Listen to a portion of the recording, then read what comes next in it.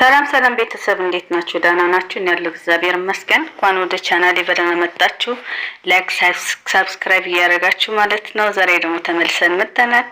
ዛሬ ተመልሼ ስመጣ እንግዲህ ያው ትንሽ ከኔ ሀሳብ ጋር የሚስማማ ነገር ሰምቼ ነው አይቻለሁ። በጣም ደስ የሚል ነው። በነገራችን ላይ እስካሁን እንዲያው በጣም ስለሚሳሳላት በጣም እንትን ስለሚላት ነበር እሷን በቃ እሷ የፈለገችው ነገር ታድርግ ብሎ ዝም ብሏት የነበረው ሚኪ ዛሬ ይዞት የመጣ ነገር የሁላችንም ሀሳብ ነው። ምክንያቱም ከዚህ በላይ መሄድ የለባትም።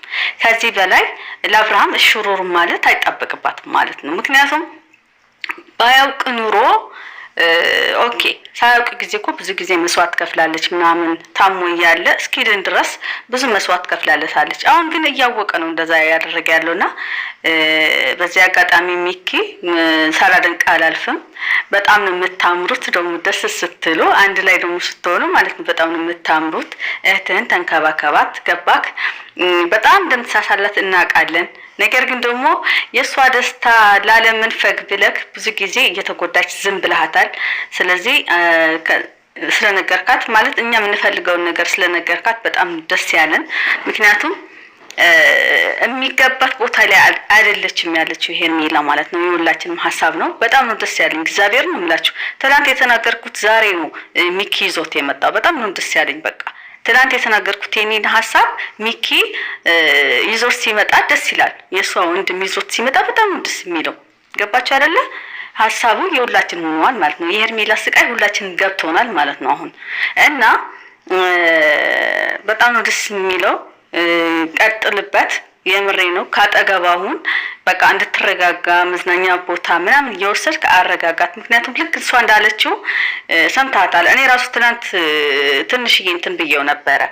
ገና መጀመሪያዋ ስለሆነ ገና ስለሆነች ነው ላይፍ ስላላሳለፈች ነው እንጂ እንደዚህ በዚህ ልክ እንትን አትሆንም ነበር ብዬ ተናግሬ ነበረ። ራሷም ዛሬ ተናግራለች ማለት ነውና እና ሄርሚዬ በዚህ አጋጣሚ ትናንት የለቀቁት ቪዲዮ ገብተሽ መስማት ትችያለሽ። ብዙ ጊዜ ብዙ ነገሮችን ብያለሁ።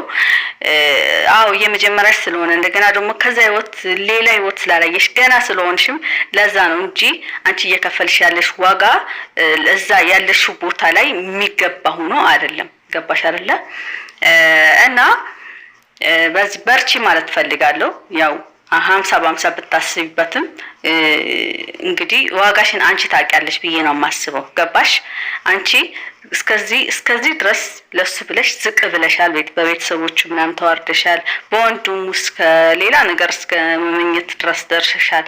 ቤትሽ ላይ መጥቶ ምን ሲልሽ ምናምን ለነሱ ብለሽ ሁሉም ነገር ችለሻል አይደል? ከዚህ በላይ ግን መሄድ የለብሽም። ይሄን አይደለም የሚገባሽ የነበረው፣ ግን ደግሞ አይተሽዋል በቃ። እና ዛሬ ደግሞ ቡዜ ከኤፍሬም ጋር መታ ነበረ። በዚህ አጋጣሚ ማለት ነው ልንገራችሁ ብዬ ነው። ከዚህ በፊት ምን ብዬ ተናግሬያለሁ መሰላችሁ? መጀመሪያ መጥቶ ሄርሜላ ተጠርጣሪ አድርጎ ሲያስገባት እኔ ተናግሬያለሁ። ቡዜ ናት ይሄንን ነገር ያደረገችው ብዬ ተናግሬያለሁ። ለምን መሰላችሁ? አንዴ በቃ ኤፍሬም ተመኝቷታል። ስለዚህ ወንድምን ተመኝቷታል። ሩታ ደግሞ ከሷ ጋር እንድትሆን አትፈልግም። ስለዚህ በቃ ከሷ መራቅ አለብህ ብላ ስለመከረችው ነው ብዬ ተናግሬያለሁ። ቃል በቃል ነው የተናገርኩት።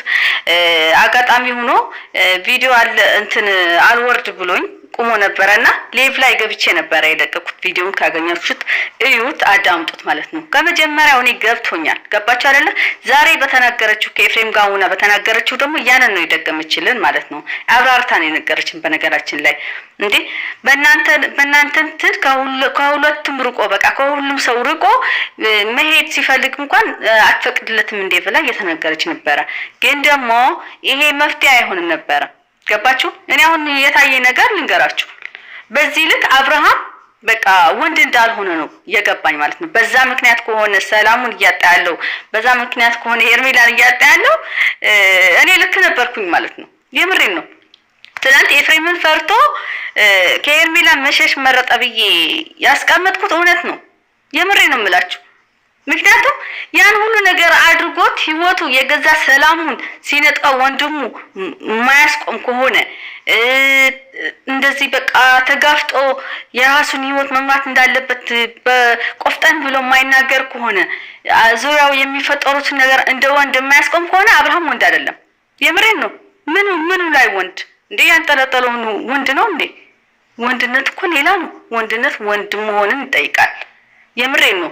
ስለዚህ ሄርሜላ ይሄ ወንድ ሊሆንልሽም አይችልም እንደምናየው ከሆነ ምክንያቱም ለአንድ የሱ ታናሽ የሆነውን ሚስቱን ስለተመኛት ለሱ ብሎ የሚተው ከሆነ ይሄ ወንድ አይደለም። የምሬንም ነግርሽ ወንድ አይደለም።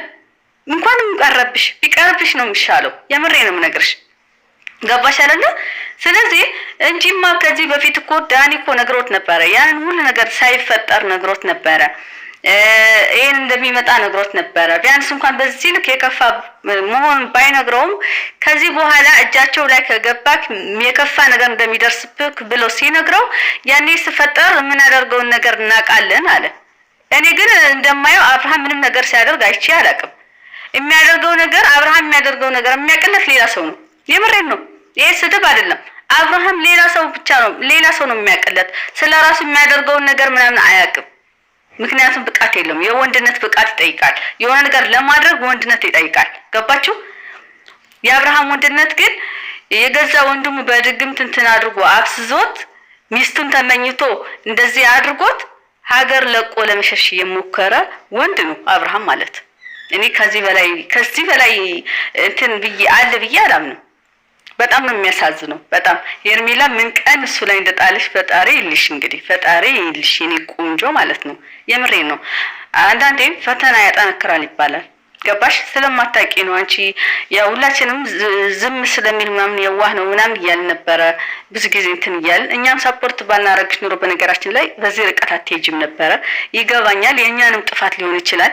ነገር ግን ደግሞ በቃ አይተሽዋል፣ ለበጎ ነው። ገባሽ? ላንቺ በጣም ትልቅ ትምህርት ነው እየሰጠሻለውና ከዚህ በላይ ጠንክረሽ አንቺ ለማኝ ሳትሆኚ ተለማኝ ነሽ። አንቺ ተፈላጊ ነሽ። ገባሽ? ፈልጎሽ ነው ስንት ጊዜ አስታርቁኝ ብሎ በአራተኛው ጊዜ ነው አንቺን ወደ ህይወቱ እንዲመለስሽ ያደረገው። ገባሽ? ምክንያቱም ስለሚገባሽ ማለት ነው። ስለዚህ ያን ዋጋሽን አውቀሽ ቦታሽን መያዝ አለብሽ። መሄድ የለብሽም። እሱን መለማመጥ የለብሽም። እሱን ፈልጎ አንቺን መለማመጥ አለበት። ሽማግሌ ይዞ ትክክለኛው ሽማግሌ ይዞ ሄርሜላን አገባታለሁ በሚለው ራሱ አንቺ ጋር መምጣት አለበት። አንቺን ፊትሽን መናፈቅ አለበት። የምሬ ነው የምነግርሽ። ሌላው ተይና ሌላው መለማመጥ ምናምን ያሳየሽውን ፍቅር ምናምን ተይው።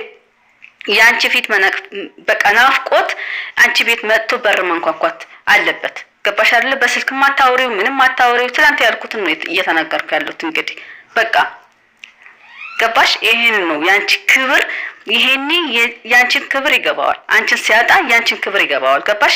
እንግዲህ ለዛ ሽንታም የሆነ ወንድሙ ብሎ አንቺን መራቅ የወሰነ ወንድ ነው። ገባሽ አይደለ? ስለዚህ እኔ ከዚህ በላይ ምንም ልል አልችልም።